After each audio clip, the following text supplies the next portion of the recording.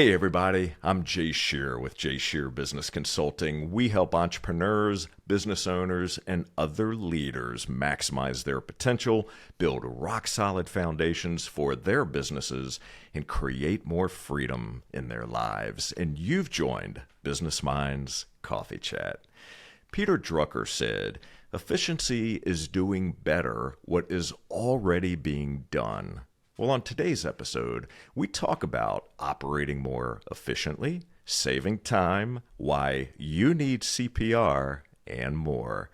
My guest is a self-proclaimed data science and math nerd and former high-frequency Wall Street trader managing billions of dollars who became a millionaire by his mid-20s, left trading to start his entrepreneurial journey, and was nearly broke by his early 30s. He's learned some valuable lessons since then. And today, he's a world-leading operational efficiency expert, a Wall Street Journal best-selling author, an Inc. columnist, a guest lecturer at Columbia University, and a podcast host. He and his team work with organizations of all sizes and across all industries, from high-growth startups to the Fortune 10. Please welcome the founder and CEO of Leverage and the man who's teaching us to stop drowning in work and come up for air, Nick Sonnenberg. Nick, it is great to see you. Thank you so much for being here today. Thanks for having me on the show, Jay. Absolutely. It is my pleasure. So, Nick, let's jump right in. I thought a good starting place would be for you to share with us what your favorite thing is about yourself and why. I think my favorite thing is that I have a high pain tolerance and I will figure something out.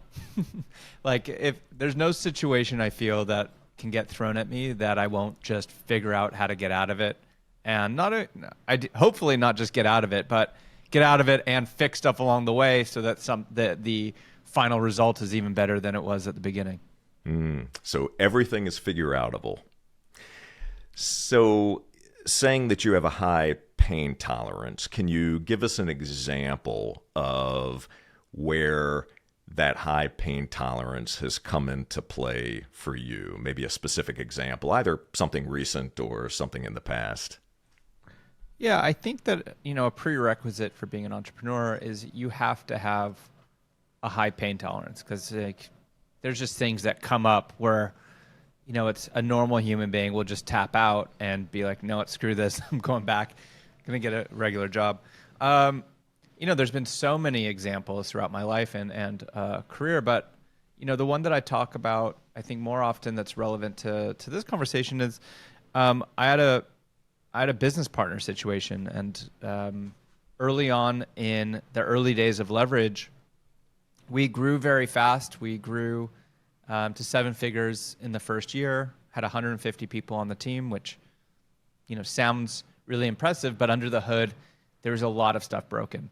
And my business partner at the time was the face of the company, so people just knew who he was. All of our clients, we had like 500 clients, they knew who he was. The 150 team members, they just knew who he was.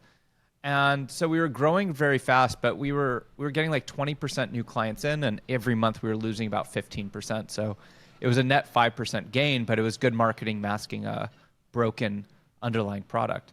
And we just got a bit ahead of our skis. But one day we're having coffee. We're at this coffee shop that we would typically sometimes meet up and work at. I'm holding my coffee, and he comes up and he says, "I'm out." And I almost dropped the cup. I'm thinking, my God, this thing could go under now, because like literally no one knows who I am. And he's not out in like 2 weeks or 2 days. He's out in 2 minutes. Like, he's just done. He's walking. And so I have to make a decision. Do we just walk away, bankrupt the company? We had about $750,000 worth of debt, and we were losing about $500,000 a year back then. So do I just walk away, screw it? Or, do I try to figure out how to, re-navigate the ship? And there's certainly assets that we had. We had customers, which is not easy to acquire. We had certain good team members, et cetera. So I made the decision that it wasn't ethical to walk away and screw people out of what we owed them because we had pre-sold all these services. And I saw a path to cleaning things up. I noticed kind of where were we tripping over ourselves, especially from an operations standpoint, Jay. Where were we? It was hard to get any work done because there was just constant fires and distractions and other things. And it's like, man, if I could just get rid of these pings and dings and fires and problems, I would be able to come up for air. No pun intended with my book. But I'd be able to stop drowning, come up for air, and if I just had an extra handful of hours a week, I would be able to just have that space to work on my business versus in my business. So ultimately, I decided to stick it out and start focusing on kind of how we communicated, because things were just all over the place. I then started also focusing on, just delegating work in a more powerful, robust way. It wasn't easy for me to just know who's working on what. And then lastly, I had already done a pretty good job at documenting kind of our internal knowledge. Had I not have had that foresight, I think we wouldn't have survived that chaos. But as I started focusing on these pillars, things started quickly turning around and people started reaching out, asking me to help them with their operations. And Tony Robbins reached out, and Poopery the Poop Spray, and then crypto companies, and everyone started seeing similar results. And ultimately, I kind of saw that was the real opportunity. So we did a pivot, and that's kind of became my life's journey. How do I make organizations more efficient? And so that's what we do at my company, Leverage. That's what I wrote a book about.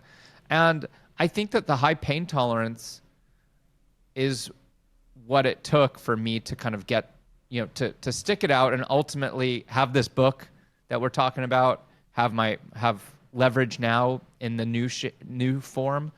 If I didn't have that pain tolerance, I probably would have gone back to being a high frequency trader on Wall Street. Interesting. So without going into too much detail, as far as your ex-business partner, did he just not have that high pain tolerance, or was there some other reason, something else that was going on in his world where he decided, I'm gone? Yeah, I don't want to get too much into the details, but I think what's fair to say is we come from very different backgrounds and different things drive us, different personal visions and different motivators. So I'll just leave it at that. Yeah, fair enough. So what was the turnaround time from when you first, all of these situations started to culminate, the ex-partner leaves, you're really starting to create some space where you could get a better visual on what was happening in the business. You're putting the framework that you write about in your latest book into practice. Oh. What was the turnaround time where things were really starting to gel and you started to feel much better about the business and about yourself? I mean, I'll be honest, like the 3 months after were some of the worst 3 months of my life in terms of stress. We lost like 40% of revenue. I remember a car ride I had to take with my dad to the bank to take a second mortgage on the house. Think about, some people think moving back in with the parents is bad, but try driving them to the bank to get a second mortgage. So it definitely wasn't in the first 3 months. But within the first 6 months, I started getting some of my first requests from people to consult them. And it probably took a good 12 months because it wasn't just efficiency. I also had to change the business model. We had just too much complexity on a model standpoint. But it took, if I'm being honest, about 12 months before it was like, okay, there's some breathing room here, because we weren't just dealing with, oh, hey, you have some operational efficiency issues. Like we had issues where I'm overseeing 150 team members and 500 clients with no leadership team and no partner, and none of these people know who I am. So that's what really took, and we had a broken business model that wasn't profitable. So, to get kind of all of that plus the, some of the efficiency stuff cleaned up, it took about a year of really hard work. And, I think that you have to celebrate small wins though, and it's not that there's ever kind of like a magic switch where all of a sudden it's like, hey, I flipped the switch and now everything's perfect. It's just like micro wins along the way. Um, but even today, I'm still trying to every day improve our efficiency and our models of how we work. Yeah, thank you for sharing that. I have found, Nick, over certainly my career and those of the people that I work with and people that I've studied, that we don't do this alone. As you look back and as you were going through this whole process of reorganizing and pivoting, was it either mentors or other people surrounding you that helped to pour into you, people that were providing feedback, trusted advisors that you could go to have difficult conversations? Yeah, I would say that I am very lucky to have a handful of very kind of impactful individuals that were supportive. So first and foremost, I had team members that stuck with me through utter chaos that still to this day, work with me in some capacity. So when you go through war with someone, you come back with a special bond that you just can't replicate. My dad loaned me a lot of money. Had I not have gotten that, plus I cashed out my 401k for a lot of money. So, but between my dad loaning me money, that was pivotal.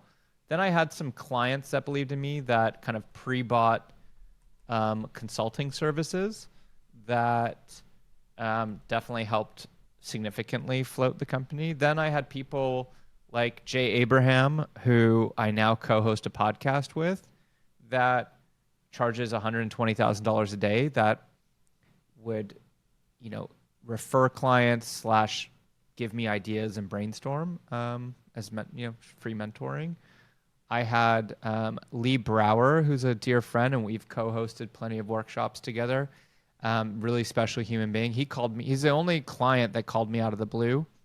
Out of every single client that we had, 500, because they were getting calls like, "Oh, we're going bankrupt. You should go and work with my ex-business partner." Blah blah blah. He was the only one out of everyone that called me and said, "I've been around business long enough to know there's two sides to every story, and I want to hear from you what's going on."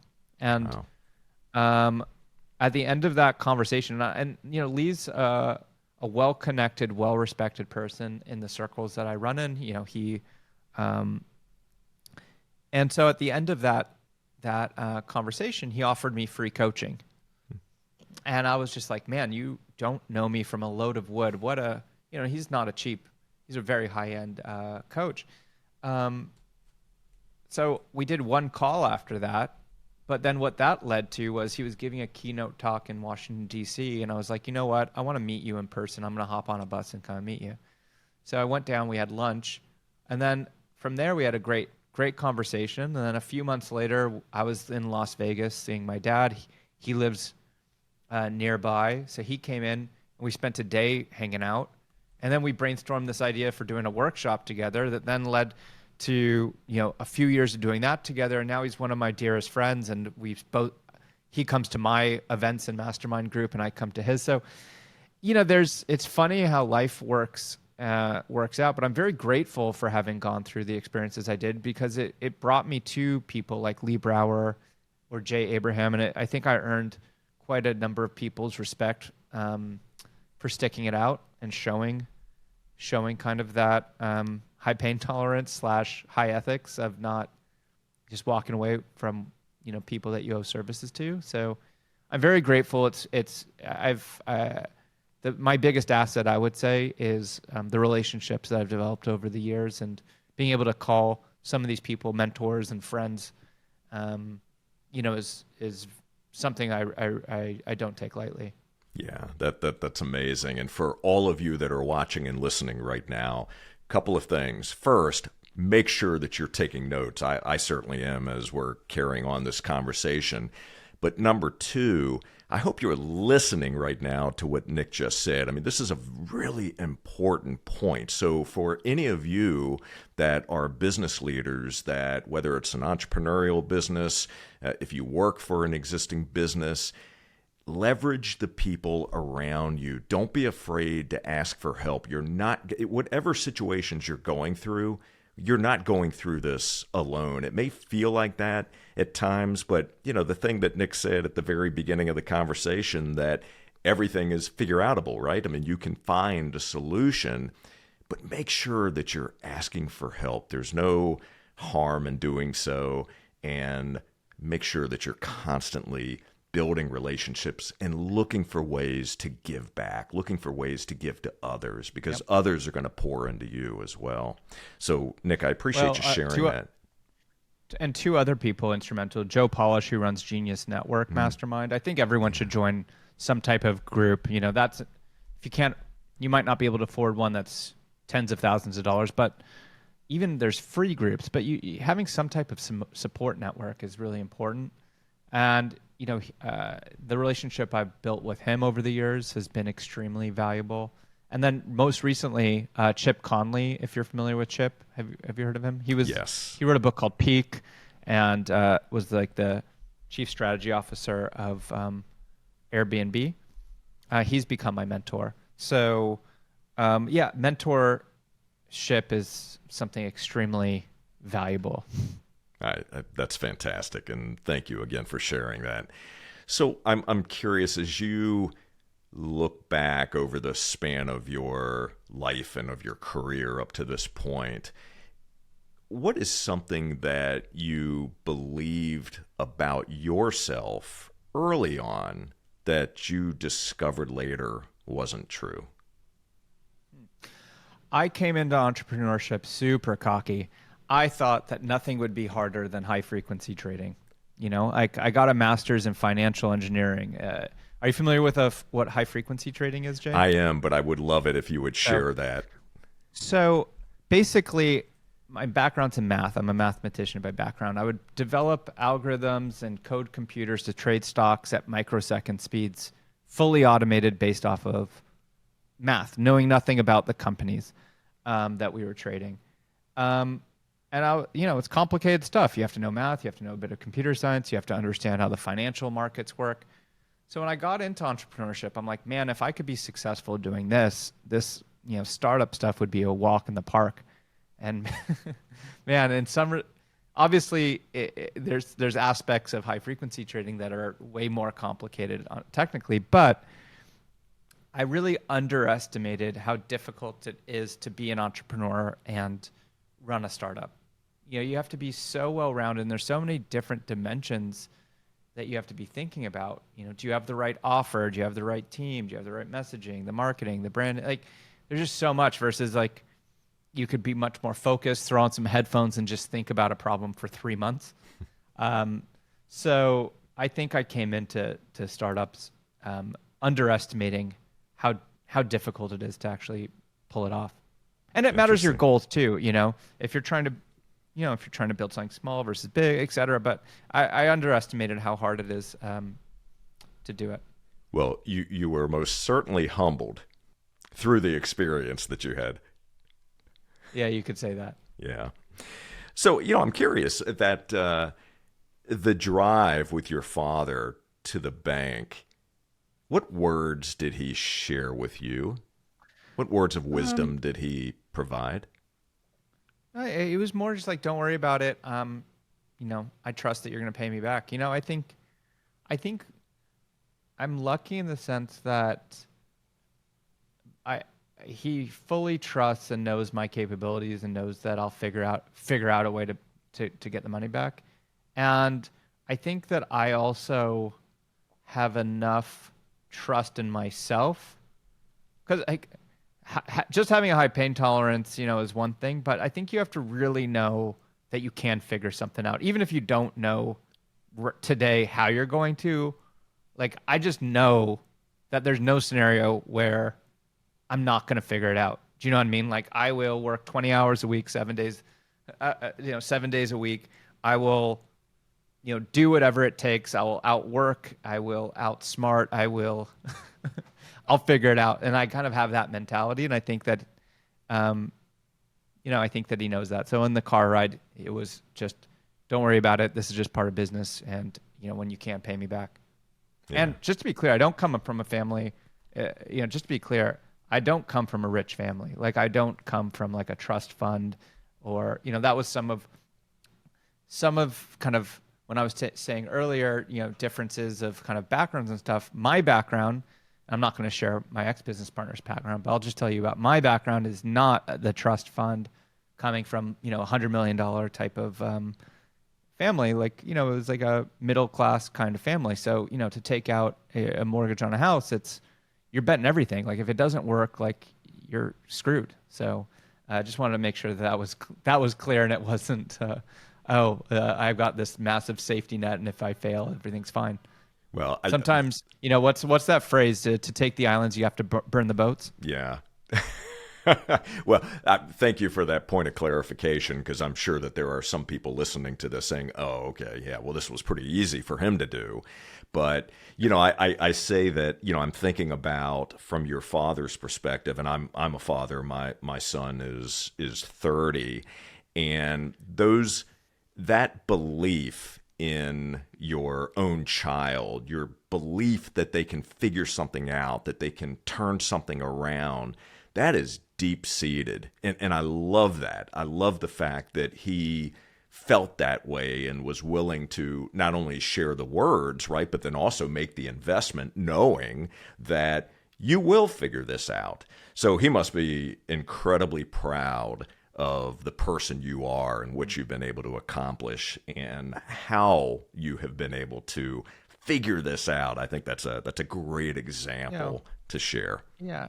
And look, there's plenty of flaws I have. I'm not the best communicator. I don't have the most patience, like so on and so forth. But I think one thing I have always demonstrated, and I think which is why he was comfortable doing that, is throughout my whole life, any situation or anything that I've put my mind to, I've just always kind of demonstrated that I'm willing to work my ass off and figure out a way.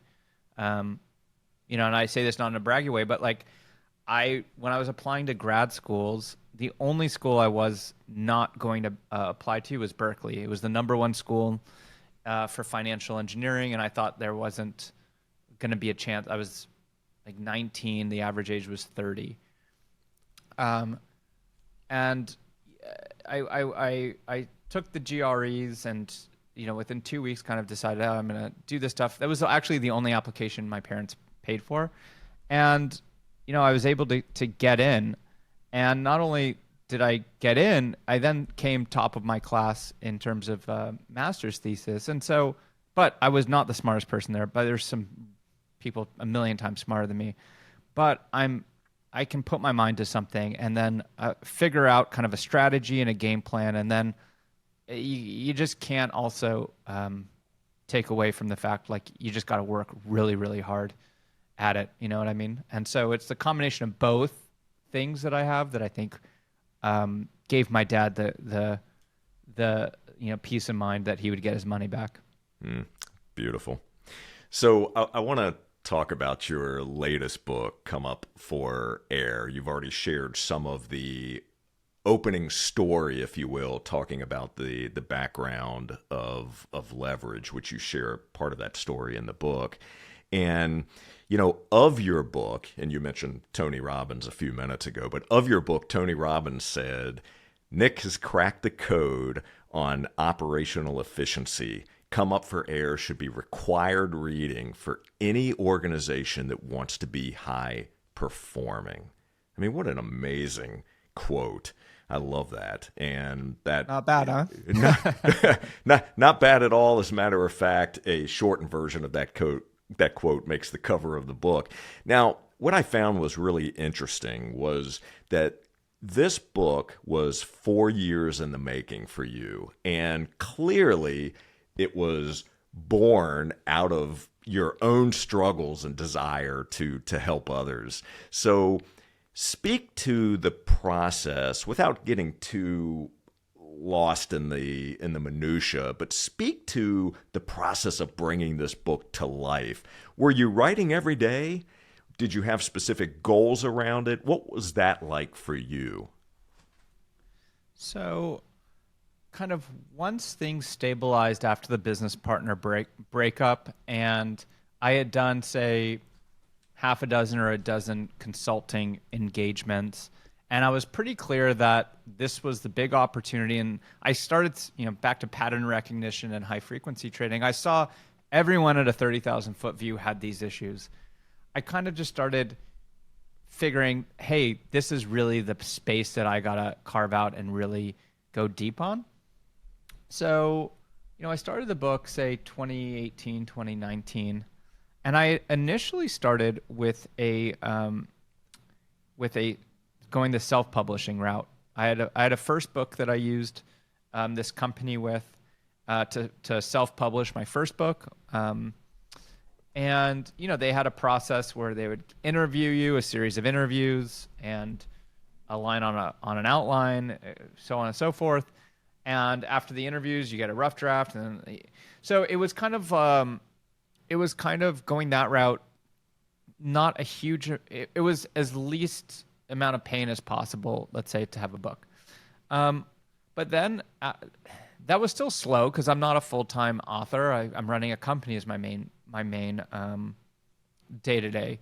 So even that is slow. And I have a full-time head of content that's, my ghostwriter full-time for me at Leverage. So I had the support of Aiden on my team and this third-party company. But when I got the rough draft and I started talking to people were like, this is like, do you go self-publishing or do you go traditional publisher? And I was of the mindset I'll go self-publishing. I don't have a massive following. Why would a big publisher want to pick me up? I don't have 1 million followers on social. And one of my close friends who actually wrote the foreword to my book is a beautiful man by the name of Keith Ferrazzi, also Great dear guy. friend / mentor. He wrote a famous book called Never Eat Alone. And he most recently wrote a book called Competing in the Future of Work. And so we met years ago, and he wrote the foreword to my book.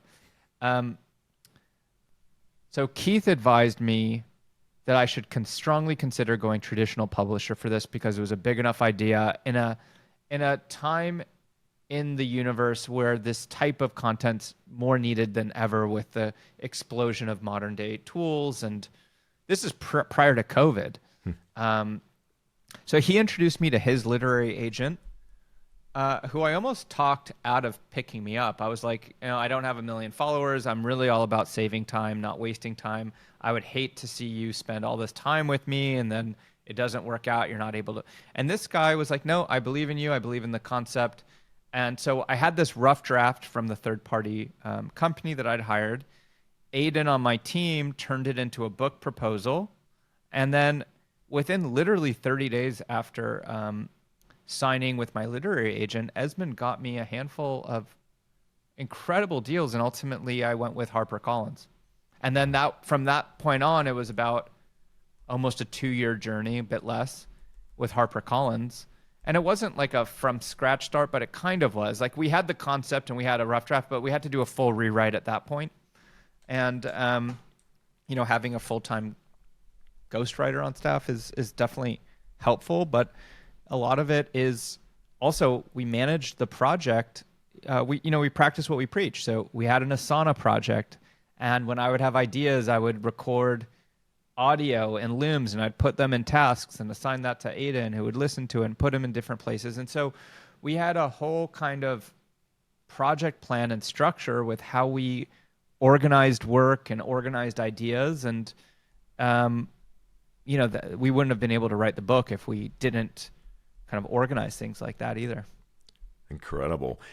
At any point during this 4-year journey, did you ever question your decision to write the book? Did you ever feel like, is this something I really should be investing my time and energy into?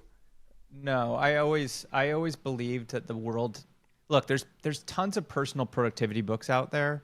You know, some of the famous ones. My friend David Allen wrote "Getting Things Done." That's a famous one. Then you've got, 4 Hour Work Week, and like all these are incredible books. But I felt like the world really needed, and business literature really needed, a book for a team or an organization to be productive. And I didn't see anything that was foundational in that respect. So I wanted to contribute to the literature and the content with that. The challenge was we were kind of building the parachute as we were flying, because every day I was figuring out better ways of using these things. And so we were still at the start of the book. We had a lot figured out, but there was still a lot that we hadn't. And so, we would have to sometimes stop writing for a few months and be like, know what? Like, we need to stress test this with ourselves, with our clients. I had everyone on my team kind of audit the book and find, poke holes. Where do you think that you could challenge something? So I encouraged people to challenge me on every concept in the book. And then Ada and we went to Idaho, took a cabin, locked ourselves up in a cabin, and just kind of did the final edits. And it was like, does it really need this word? Could we cut this one word? But that was kind of at the very tail end of the whole process. Yeah, that's beautiful. So when you write your next book, whenever that happens to be, would you follow a similar process? Because you mentioned that you're always looking at ways to improve. Were there specific things about the process that you did create for this that you already would identify and say, yeah, we would do that a bit differently? I would go about writing the book in a very similar way in terms of using Asana and managing the tasks and things like that, and coming up with the concepts. We started the marketing of the book late, and the marketing is like half the work. Writing the book is only half the work. It's the marketing. So I would really be focused for probably 2 years out, leading up to the launch, building up our following, our newsletters, things like that. One thing that we did do that really has worked. So HarperCollins, they didn't want the book being longer. It's about a 320-page book, and I'm an efficiency nerd. So you can imagine if I weren't, like, it would be like a 1,400-page book. This thing. Sure. And so throughout the book, we would say, like, if you want to see more, if you want more bonus content, like if you want to see the diagram of this or the playbook of this, go to comeupforair.com. And we created like another kind of 50 pages or so of bonus content. But that kind of weighted towards the end of it. And, I might have done that a bit earlier too. Okay. So, just things like that. But the actual writing of the book, I think that we did it pretty well. Outstanding. So speaking of comeupforair.com and the additional content that you put together, obviously we're going to put links to this as well as all of your other links in the show notes.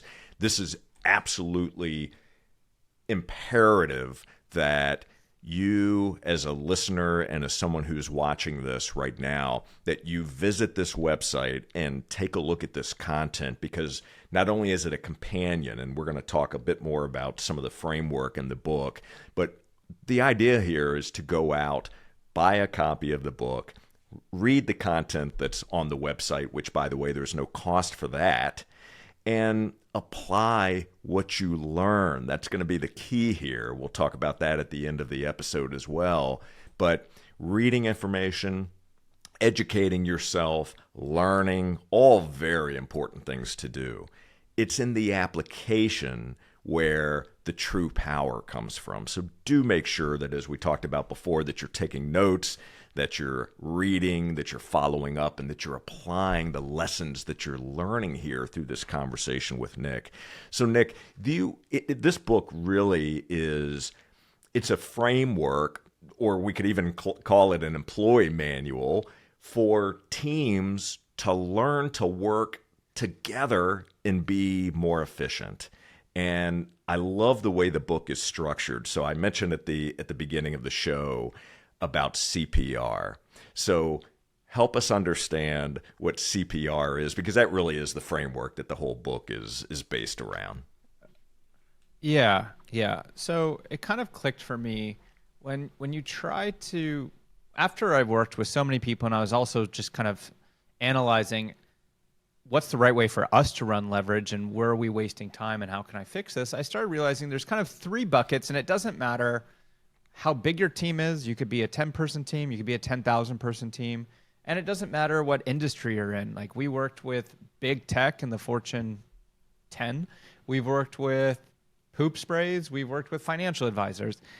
And it didn't that was really the aha moment. I'm like, okay, this is like a universal principle or law, call it, that I've stumbled upon. That and it doesn't matter industry or size. Every company, or actually, let's not even use the word company. Let's say organization, because we also work with nonprofits and people. This could apply to how you run a sports team, a church, a synagogue, or a massive company. So it's more of an organization, right? You need to communicate with people to run that within that organization. And you're going to have internal stakeholders at that organization, and you're going to have external. And so there's different tools to use for internal communication versus external. Then within the P is for planning. So within that organization, work needs to get done. It needs to get tracked. People need to be held accountable, right? So, hey, Jay, can you edit this podcast by Friday? That is a piece of work. We need to track, does that get done? And I need to be able to click a button and know, did that get done or not? Jay needs to be able to click a button and know what are all of his priorities. And so oftentimes people delegate inside of a communication tool. That could be text, that could be email, that could be Slack, it could be Microsoft Teams. But that's a mistake that we noticed was happening because you can't hold people accountable very easily or efficiently inside of a communication tool because it's built for something different. So you need to have these work management tools, and the ones that we partnered with. We really recommend Asana, but Monday is another one. There's a whole bunch of them, and the most important thing is that you have one and that you know how and most importantly when to use it and when not to use it. So what's the purpose of that tool? Imagine, for example, you were going to go camping in the forest with your team. You would need walkie-talkies to communicate, but you would also need a map to navigate out of the forest. So something like text, email, Slack, Teams, those are your walkie-talkies. It's for chit-chat. It's like, hey, just wanted heads up, this podcast just dropped. Communication. Hey, Jay, can you edit this by Friday? That's work. So different tools for different purposes. And then the last part, R, is resources. So that's where you store your SOPs and your processes. How you edit this podcast, we record today and then something happens. There's a process. You've been doing this for years at this point. So you have a unique process. There's going to be some editing. There's going to be some show notes probably. It's going to go somewhere on the internet. Like there's stuff that happens, right? And it has to happen in a certain order. And that's part of your intellectual property. And that needs to be stored somewhere in case you need to swap someone out or something happens. And so in that category, the resources, you've got Coda, Process Street, Notion, Confluent. There's a whole bunch. But you want to make sure that you're not sitting at risk of someone leaving and things aren't documented. You don't want to have to waste time re-explaining something that someone could more easily find the answer by self-serving. And you want to have consistency. You don't want to have to reinvent the wheel every podcast. Like, oh yeah, like what do we do again? Like, oh yeah, I guess like we got to edit the podcast. Like you want to do it once and never have to do it again. And so those are the three kind of core buckets that we found. And the underlying principle of the whole book, if I have to summarize my principle of efficiency, the key to unlocking efficiency in your team, it sounds very simple, but it's quite profound.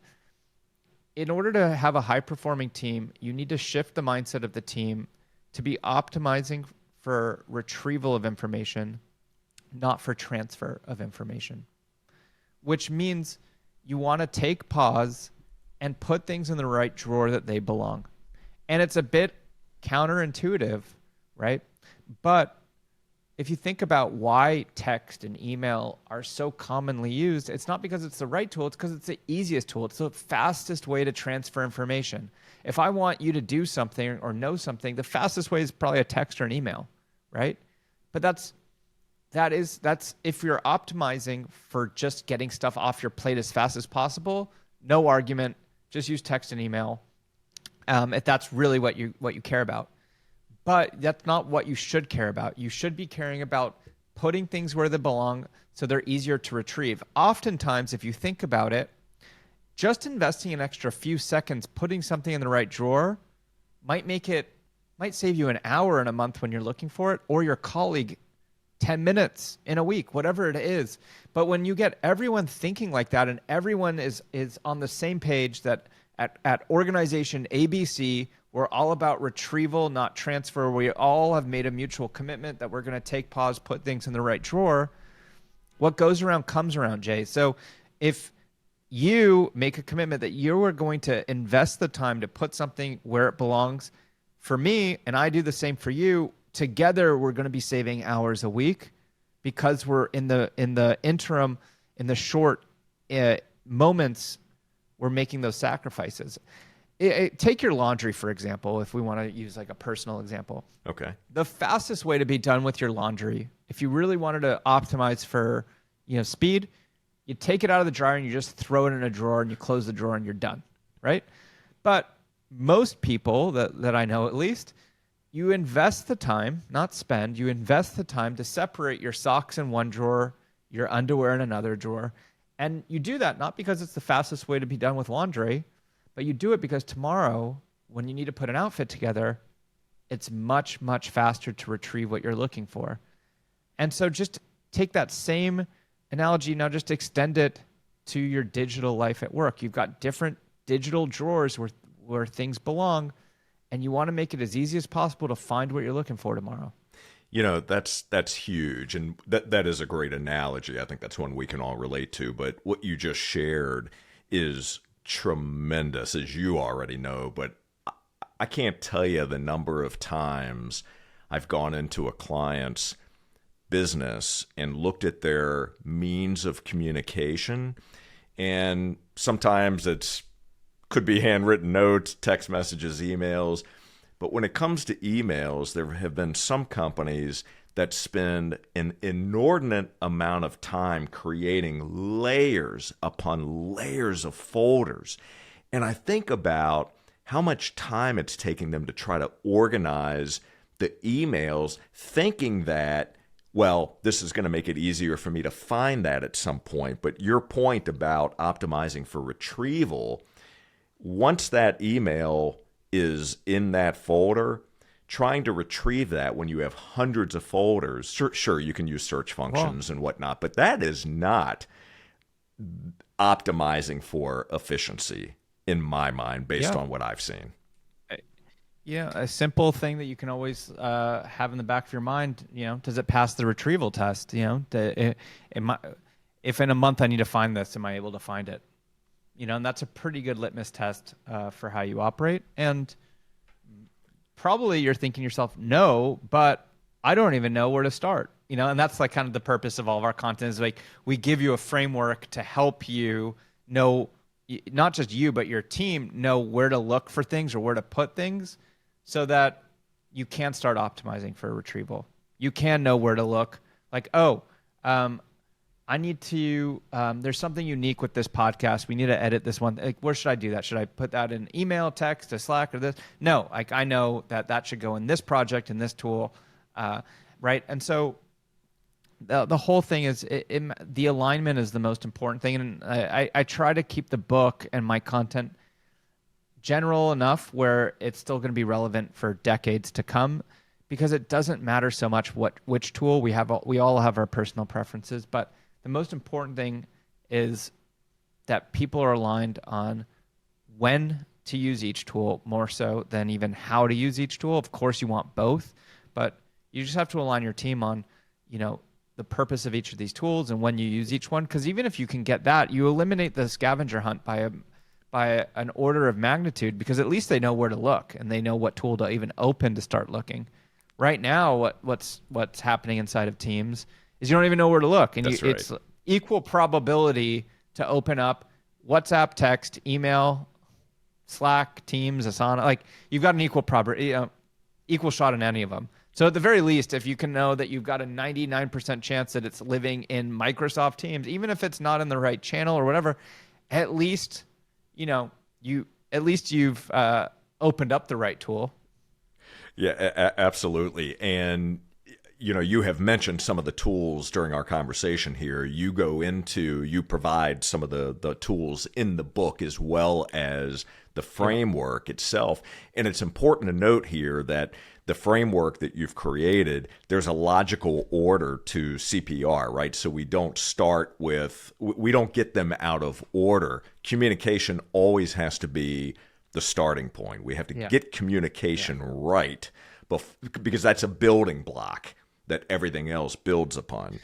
It's like in war, like a key strategy is you shut off enemies' lines of communication. Like it's pretty hard to fight in a battle if you can't, coordinate and communicate with people. So it's the same thing in business. Like it's like the oxygen of your business, communication. Absolutely.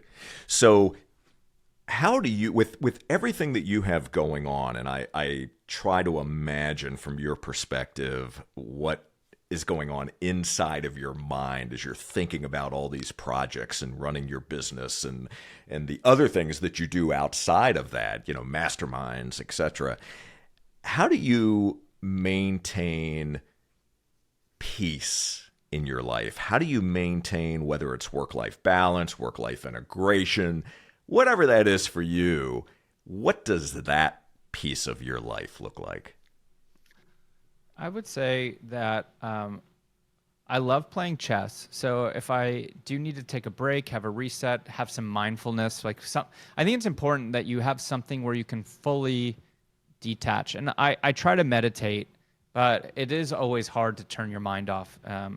So it's a muscle I'm trying to get better at. But I found that I can play speed chess. I live in New York, so there's a famous park called Washington Square Park where I play with the hustlers. That is great for me because I fully kind of get out of work mode for however long I'm playing. Wow. And then I would say I have a good morning routine and night routine. And I think that night routine is something in my, only in the last few years I've been paying more attention to, but I think the night routine is just as important as the morning routine. It's just morning routine has a little bit more popularity these days. But I've got a really kind of solid routine at night and morning. And I think that that's helped create some structure. And I've prioritized health too. So I work out every day. I kind of allocate the first couple hours in the mornings to myself, where I've got my own little routine, which includes going to the gym and doing other things. And I think that that's critical. In my younger years, in my 20s, like I got to do this work, so I'll skip the gym or I'll skip this. And I think, as I've gotten into my later 30s, I've been doing a better job at prioritizing myself. That's good. Keep it up. Keep it up. That's something that I, right. There's not a lot of things that I would change because similar to what you had said toward the beginning, sometimes we have to go through those most challenging of times to learn the most valuable lessons where we can grow. And so I look back and there were a lot of decisions that I made relative to my health and the things that I was prioritizing and optimizing for. And health was not one of them. It was really about, optimizing for the effectiveness and getting as much done as I possibly could and really trying to work as hard and burn the candle at both ends, traveling constantly, entertaining constantly, and it took its toll. Now things have switched. Obviously, I will outwork anyone, but I am also hyper focused on proper nutrition, getting to the gym every day, working on my mental well-being as well as my physical, because I know that the only way that I can sustain the level of energy that I have and give my best to not only my family, but to my clients and my community is I have to be my best. I have to be in my best shape mentally and physically. So it's good to hear that you're doing that. What is the nighttime? How do you end the day? What does that nighttime routine look like? It's nothing too complicated, but I try not to have a late dinner. I try to kind of. I've been shifting my last. Ideally I eat at 6:00, but but I'm trying not to do. In the past, I would do like an 8:30 or a 9 o'clock dinner, and by the time you get out, it's 10:30, and you're sitting, on this heavy meal. So I've been trying to eat a bit earlier so I can digest, and that helps my sleep. I've always been a bad sleeper, so I've been really trying to optimize, my sleep. And I'm friends with Dr. Michael Bruce and Molly Eastman, who's Sleep is a Skill, and they're dear friends. Molly's in my mastermind group, and so I've spoken to them over the years too about strategies. And so, cooling the room down. I have a weighted blanket. I got custom earplugs. Like, if you're not a bad sleeper, then don't worry about some of this stuff. But for me, my average is like 5.5 hours. So for me, an extra 15 minutes is percentage-wise can be huge. So I've been trying to shift my eating earlier. I haven't been really drinking any alcohol. Not that I ever drank a lot, but that really, as I got older too, that started affecting me more. So a bit of that, and just a bit of a wind down. I got this thing. Let me show you. Have you heard of this thing called the Apollo? No. It's like this little buzzer thing. No. So it's supposed to. My doctor Dave Rabin created it. It's called an Apollo, and it's what is it? Haptic vibration. So you can put it on. You can put it to a setting. They have like a wind down setting, and it's supposed to calm your nervous system. So a lot of little biohacks. I love it. By the way, how long have you been using Apollo, and have you noticed a difference? The thing is, I have, but it's hard to, when you make multiple kind of lifestyle changes all simultaneously, it's hard to decouple and know which one affected what.